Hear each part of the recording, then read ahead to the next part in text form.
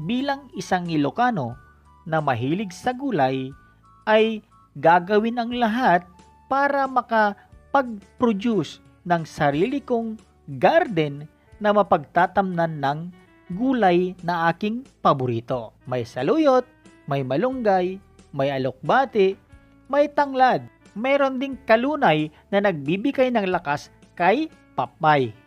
Yung kangkong para sa ating panigang ay pasibol na at syempre mayroon tayong malunggay na pangdinengdeng at pang tinola.